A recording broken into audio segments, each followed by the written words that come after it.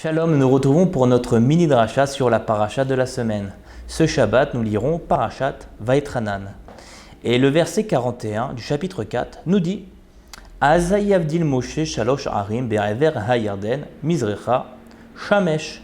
Alors Moshe sépara trois villes de l'autre côté du Yarden vers le levant du soleil. Ces trois villes que Moshe désigna sont les Arémiklat, les villes de refuge. Ces trois villes-là se trouvaient à l'extérieur des frontières d'Eretz Israël. Elles seront à leur entrée en Israël préposées à recevoir les meurtriers ayant commis un homicide involontaire.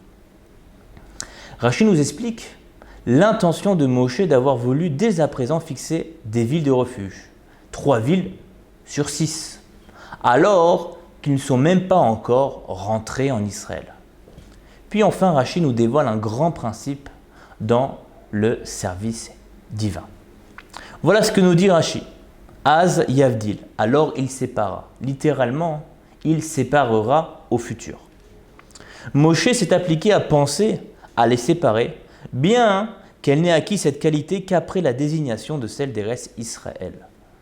C'est-à-dire que seulement quand Yoshua va désigner les 3 autres villes qui se trouveront elles, en Eretz Israël, eh bien, les 3 premières villes que Moshe désigna prendront effet, deviendront officiellement des villes de refuge.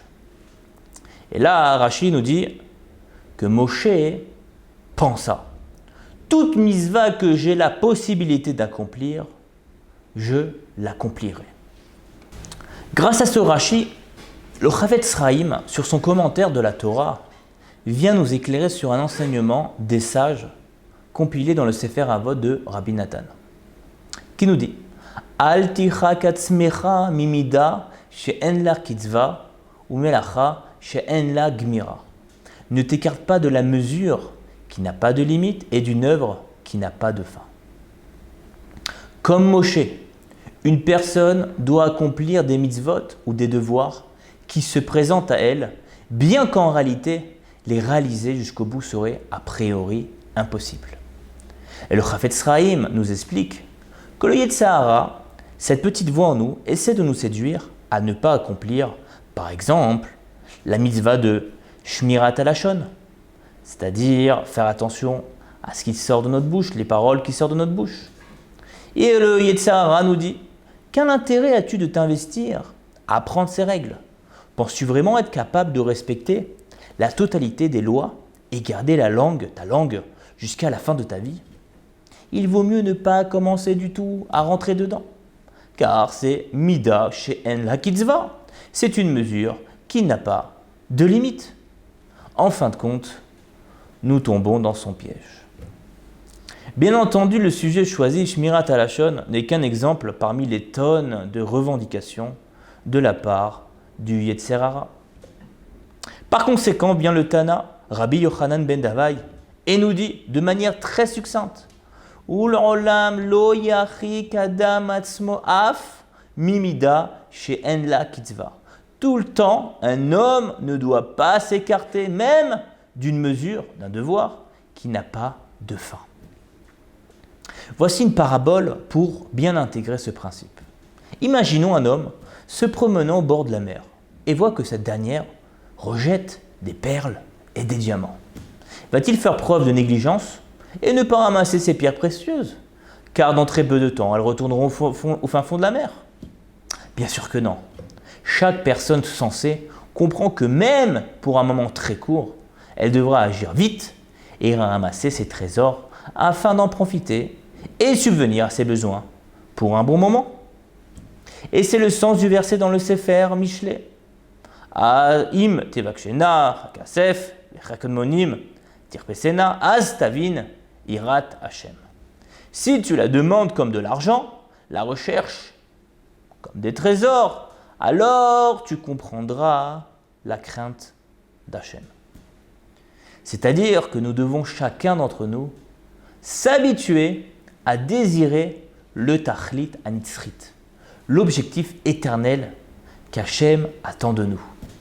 Comme si nous cherchions des trésors, des pierres précieuses. Car, en fin de compte, l'homme ne pourra jamais récolter tout l'argent et les richesses du monde. Cependant, il ne sera jamais fainéant à ne pas ramasser de toutes ses forces ce qu'il pourra. Pareil au sujet de nos objectifs spirituels.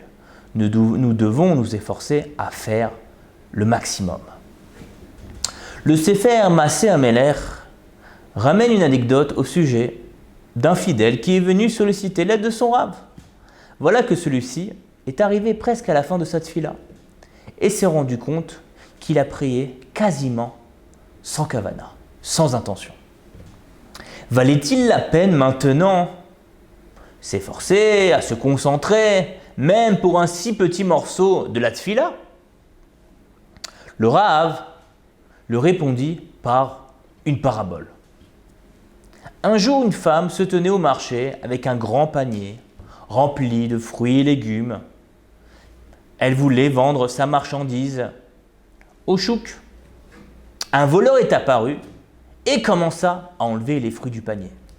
La femme, surprise, ne sut quoi faire. Elle regarda, s'étonna. Un passant qui assista à la scène cria à cette femme « N'attends pas, toi aussi, sers-toi, prends tout ce que tu peux prendre du panier, car au moins ce que tu auras dans tes mains sera à toi. » Le Rav dit à son fidèle de même au sujet de la tfila. Quand le Yetzer Hara prend le dessus, il crée en nous de la paresse, des pensées étrangères pendant notre tefila, au point qu'il nous empêche de nous concentrer pendant les bénédictions de la Mida. La seule solution qui s'offre à nous est de ne pas désespérer en laissant le Yetzer Hara prendre tout. Lance-toi, prends ce qu'il y a encore à prendre, concentre-toi sur ce qu'il te reste dans ta prière. Voilà le message très important de Rashi au sujet de Moshe dans notre paracha. Son amour pour les commandements était si grand qu'il s'est dit « Toute mitzvah que j'ai la possibilité d'accomplir, je l'accomplirai. » C'est vrai que je ne vais pas terminer la mitzvah, et c'est seulement Yehoshua, à leur entrée en Israël, que lui pourra accomplir cette mitzvah de désigner les Harei Miklat. Néanmoins, dès à présent, je la commence, et pas de place au Yetzer Hara. Shabbat Shalom, et à la semaine prochaine.